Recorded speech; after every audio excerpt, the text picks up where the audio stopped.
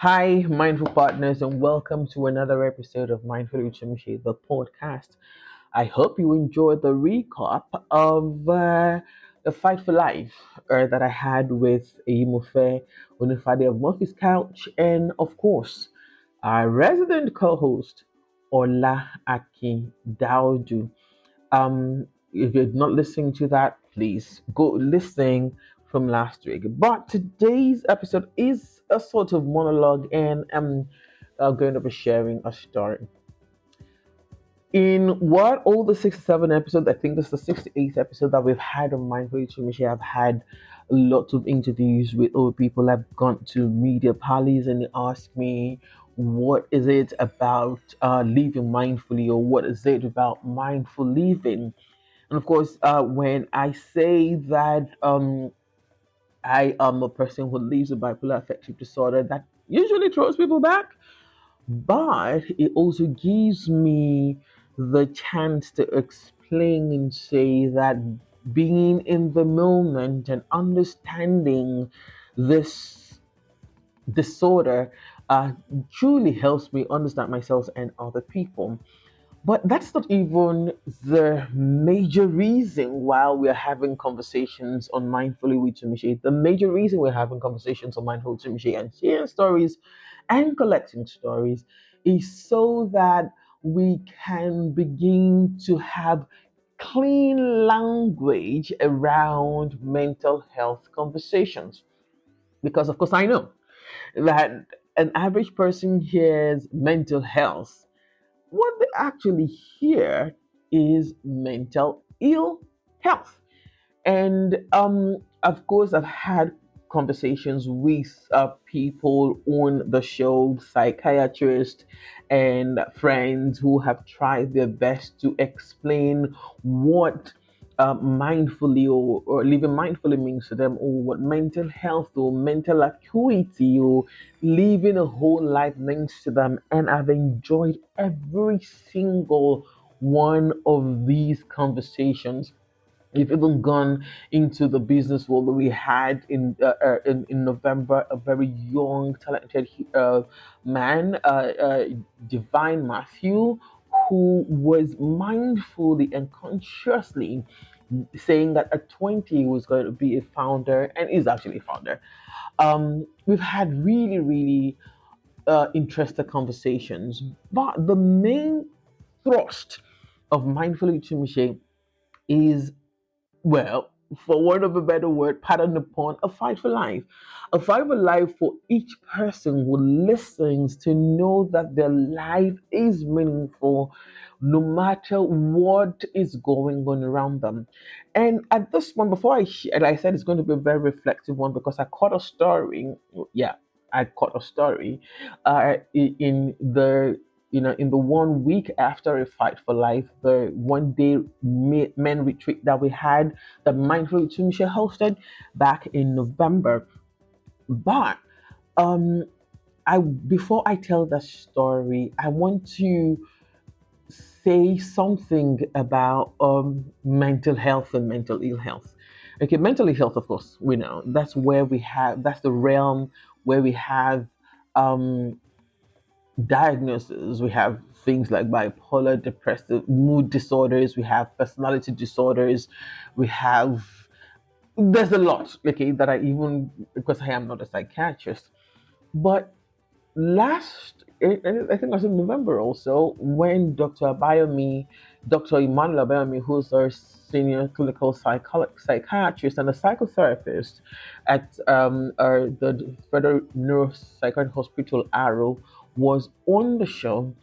He gave a simple definition to what mental health is. And I'm going to share that with you before I go into the story that I caught during my break. Hear him as he tries to explain or gives a simple definition to what mental health is. The thoughts in your head, the emotions you feel in your heart, and your behaviors, when they are in sync, they work hand in hand towards helping you live the kind of life you want to live, do things that are important to you. Oh, quite simple, straightforward. And that is how simple it is to understand. The simplest way, you couldn't have just put it the best for me. The thoughts in your head, the emotions you feel in your heart, and your behavior when they are in sync and work hand in hand towards helping you to live the kind of life that you want, that is not just creating a psychological safe space for yourself to thrive in the world, it also is you protecting your mental health. So let's get to the story that I collected, you know, in the 1 week that I took after a fight for life. All right. So anyone who knows me knows how central, I've rambled about it for about 5 minutes now, how central living mindfully is to my existence. Not just because or I live with a condition, but because it's been part of my life even before I knew I lived with bipolar. And but let me give you a little backstory. Living Mindfully, the book, was a gift. And I'm going to share a little bit about how living mindfully shaped me and what it truly means to me. Living mindfully is one gift I didn't even know I had. I didn't realize I'd been operating in and with for most part of my life. And this realization, of course, birthed the book Living Mindfully, A Journey to Being. And at the core of this book, and indeed, the idea of mindfulness is about perception. Why perception? Because the power we give to perception, how we see things, how we think people see us, determine how we interact with the world, others, but most importantly, how we interact with ourselves. Now, as a writer, I believe every author hopes their work resonates with someone, sparks some conversation. In fact, as a creative, or inspire some form of reflection. But I must tell you that I'm grateful that I stumbled across one advice before publishing about enjoying the process of writing rather than obsessing over the outcome.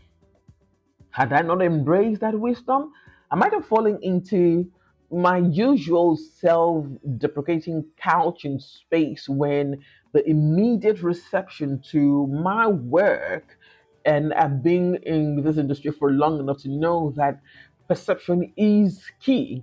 The reception to my work didn't match my lofty expectations.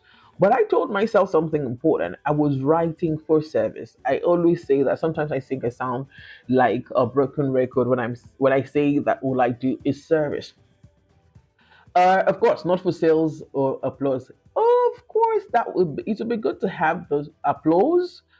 But the major reason for living mindfully was to offer value to those who might find it, even though I initially saw the book Living Mindfully as, and Lamont would say, my best shitty first draft.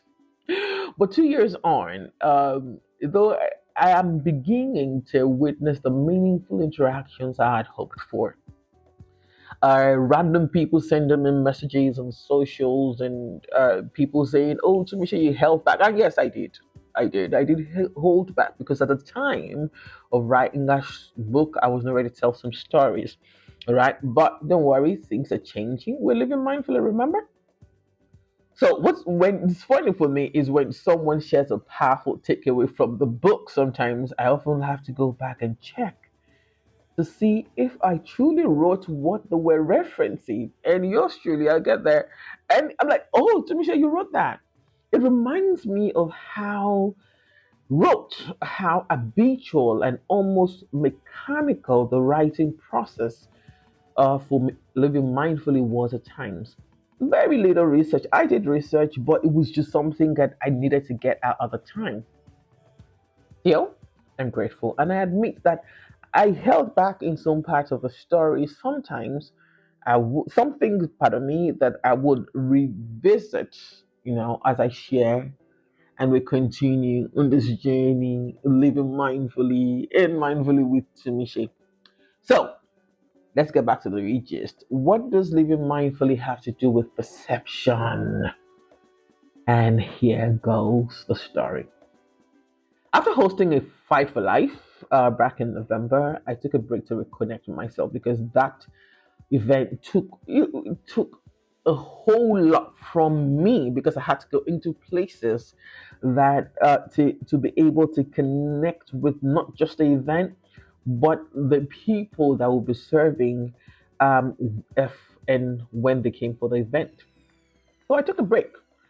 During this pause, in my hotel room, I encountered an image, a piece of art, which might be the cover art for this episode. Maybe you'll also be able to join the conversation.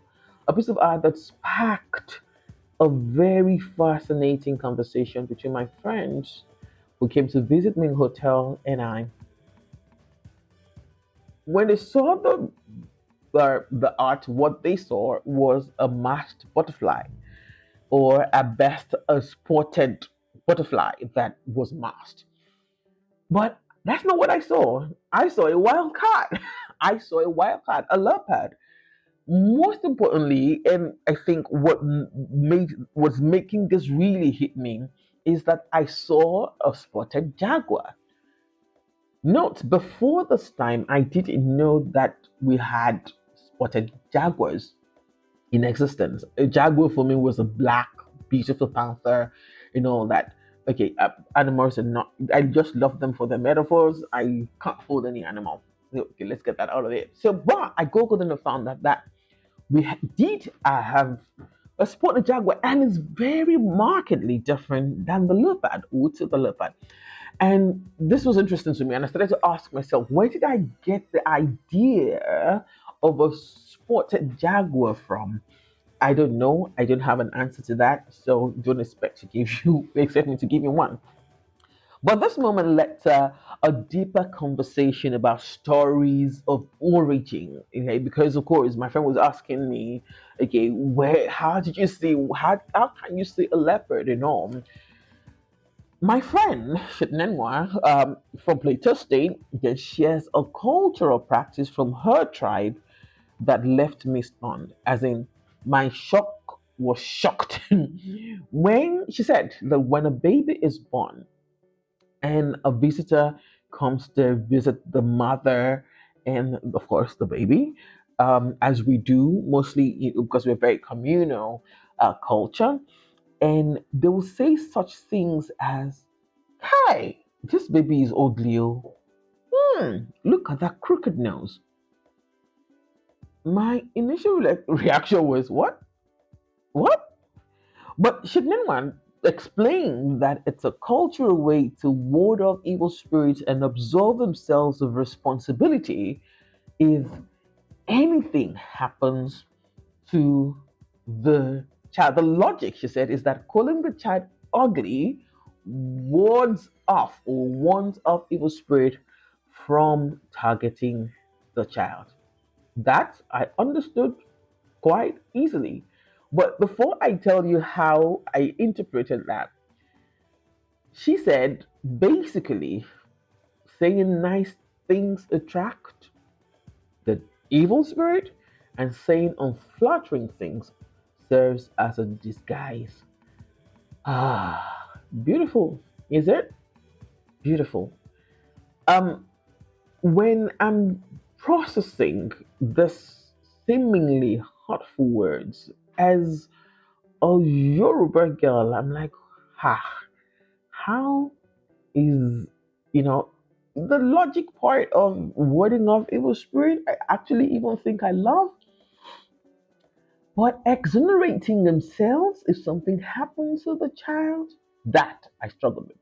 Yet, her father, Shanawan's father, chose to challenge this tradition.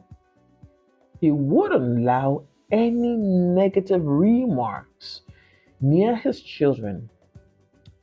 And if someone protested, him pushing back that and say something like, "We don't mean it that way, we don't mean it that way," he'll say, "Yes, I know you don't, but don't say that around my child. Let the evil spirits come for me or to me instead of my children." Ah, that was powerful. And just her saying that to me stayed with me for like an hour. And then she looked at me, it's like, "What are you thinking?" I said, "There's so many things going on in my head because your father stood on the place of the divine."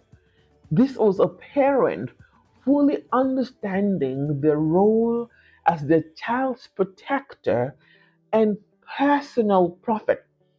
It made me reflect on how cultural practices, even with good intentions, can have unintended consequences. Again, I'm Yoruba, and the adage that was swimming in my head was "Gbogbo aláǹgbá ló danú délẹ̀ àmọ́ etí inú run." That is, all lizards lie flat or crawl on their stomach.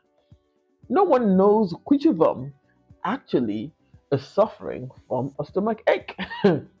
It's a reminder to question. For me, as we had that conversation, I was questioning myself in my head. It was a reminder to question what we accept and what we pass down. Now, let me paint a scenario to you. Imagine if I, as the Yoruba woman I am, married into this culture and I didn't understand or didn't know anything about this practice of, how does Shitnenmwa put it again? This practice of basically saying nice things attract and saying unflattering things serves as a disguise the word of the evil around my child.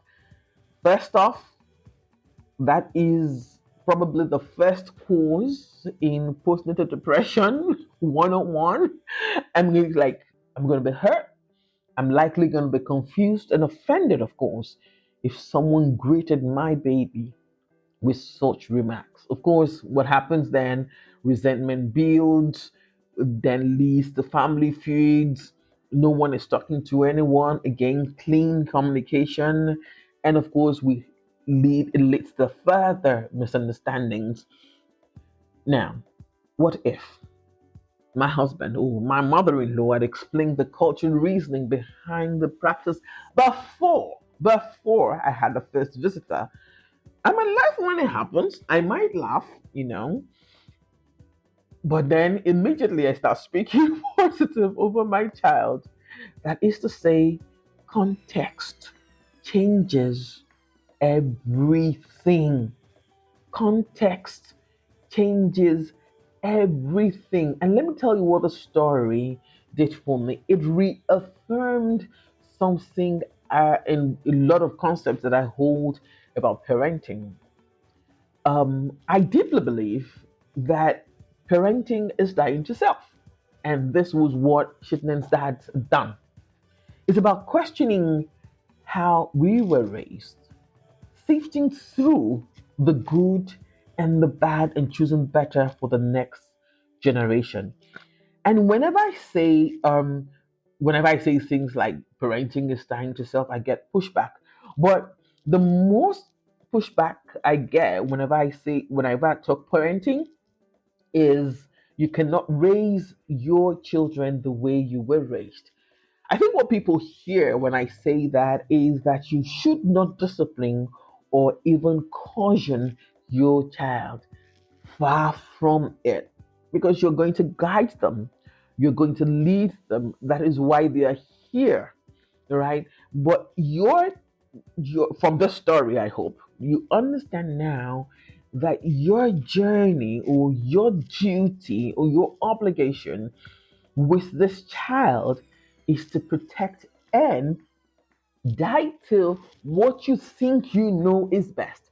Because come on, if this were you and they told, and I don't know. This, again, as you can see, I'm still trying to process this dying to self that Shitnen's dad embraced and projected and lived. All right. It is not about rejecting discipline, but about raising children as upgrades of ourselves, just as we are upgrades of our ancestors.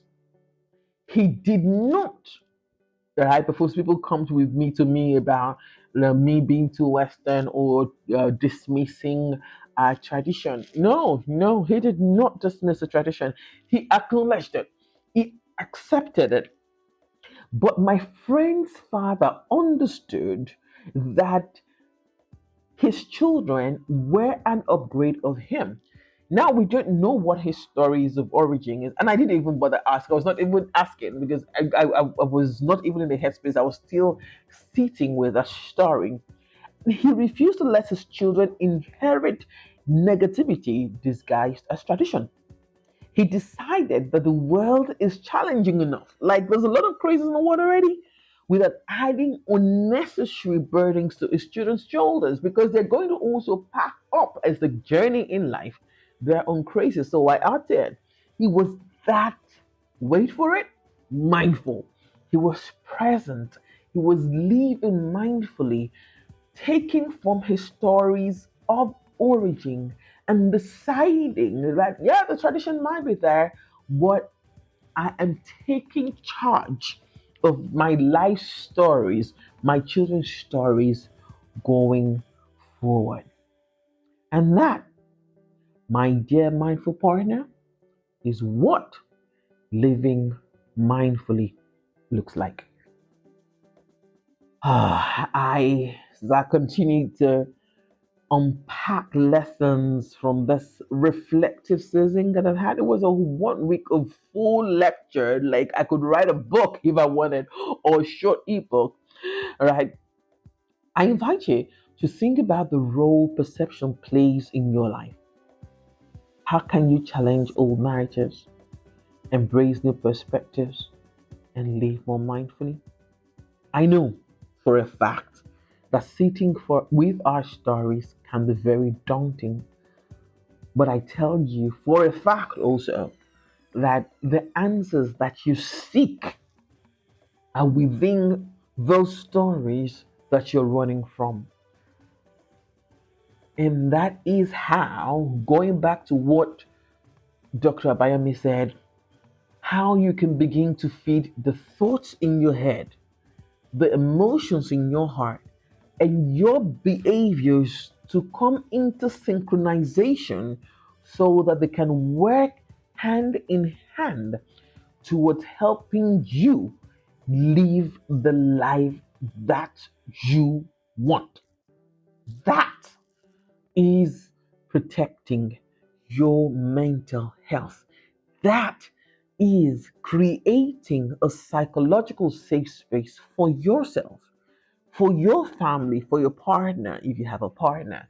If even if you don't have a partner, for a single parent, male and female, if you're seeking to have a relationship, again, work to create a psychological safe space for yourself in your thoughts, navigating your emotions, and making sure that they sync with your behaviors and work hand in hand to help you live the kind of life that you want. Context is everything, perception is everything. Are you ready to live more mindfully? If you have not gotten the book, Mindfully with Tumishe is at Roving Heights. You can also get it on Amazon. Like Mindfully with Tumishe, A Journey to Being. Yeah, it's on Amazon. Oluwatumishe Oladapokuku. Right? It's also on Seller if you want to just search on it, and you can get a soft copy also. So I am inviting you as we round off the year, or whenever it's that whatever it is that you're listening to this, I'm inviting you to sit with your stories, acknowledge them, embrace them, sit them, and then the thoughts that come off, The emotions that come up for you, put them side by your behaviors. Are they in sync?